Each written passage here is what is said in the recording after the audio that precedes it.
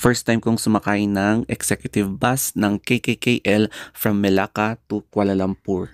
Sa halagang 14 ringgit, ito yung trip namin for 2 hours papunta sa KL.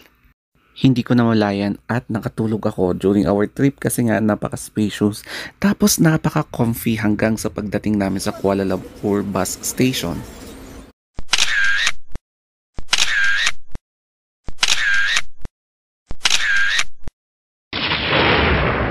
Nag-grab kami papunta sa Melaka Station kasi doon kami sasakay ng bus. So, ang binayaran namin sa Grab dito ay 18 ringgit. So, katumbas na niyan ng 218 pesos, correct me if I'm wrong.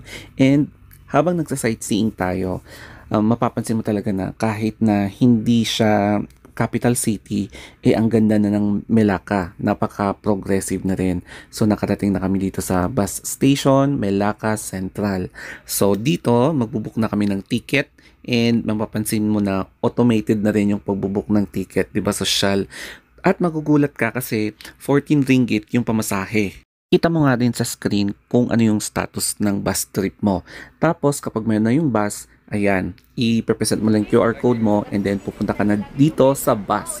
So, yan nga pala yung itsura ng bus na sasakyan namin. Executive bus trip papunta sa KL. Dito sa Malaysia, napansin ko puro self-service lahat. Pati dito sa bus, kailangan ikaw mismo ang magpasok ng baggage mo dito sa storage nila. At wala yung mga ibang tao na gagawa para sa'yo. Puro ikaw lang talaga. Papakita ko na sa inyo yung itsura ng interior. So, since this is my first impression, masasabi ko na ang ducts talaga ng bus na to. So, ayan yung interior at dito ako uupo sa may gitna. Sa may gilid na iisa yung upuan. So, ayan, napaka-spacious and feel ko magiging comfy ako. Kaya ngayon, maghahalikot tayo kung ano yung pwede natin makita dito sa bus. So as you can see, medyo malawak siya. And then may mga charging ports kang makikita sa likod. Ang maganda dito ay umarangkada na yung bus at hindi na siya nag-antay pa. Hindi na niya pinuno yung mga incoming na passengers papunta sa Kuala Lumpur. Ngayon naman, iset up na natin itong seatbelt at medyo late ko na siyang kinabit. So next naman is yung charging. So yung Type-C muna ang tinest ko at hindi siya gumagana. Pero itong USB, nung sinaksak ko, dito na siya talagang gumana at nag-charge na yung phone ko. Habang umaarangkada na yung bus, marami na kayong madadaanan na structures na Malaysian style katulad niyan. And then pati yung malls, yung mga offices, ganito yung mga ibang design, no? And then, syempre, since comfy siya, parang inaantok na ako dito. So, tinignan ko itong mga aircons nila. Halos parehas din yung mga ibang first class bus dito. Buti na lang walang mga pasaway at well-behaved ang mga kasama naming ibang pasahero dito. May mga nadaanan nga pala kaming mga plantation ng palm oil para ma-extract ang oil dito sa Malaysia. Nakalimutan ko nga pala na meron ganitong feature yung upuan nila. Yung footpad, tapos yung reclining na basta nasa dito sa paa sa bus na to. O, diba? So, ganyan. Para mas comfy ka during the trip. Tapos, meron din nga pala silang lalagyan ng basura o kaya plastic bottles katulad niyan, no? Ngayon naman, hahalikutin natin yung reclining kineme ng upuan na to. So, ayan yung nasa gilid and nagulat yung nasa likod ko, no? Kaya, ayan, pwede na tayo matulog. And a few moments later, feeling ko nakarating na kami sa Kuala Lumpur kasi nga, ganito na yung makikita mo sa mga landscapes. Ang lalaki ng mga skyscrapers, yung mga condominium units at yung mga highways na katulad nito, no? O, di ba?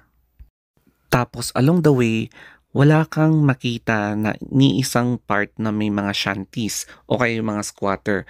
As in, medyo malinis yung Kuala Lumpur, Malaysia, no? Tapos, ang linis, ayan yung isang railway. Tapos, naglalakihan yung mga skyscrapers nila.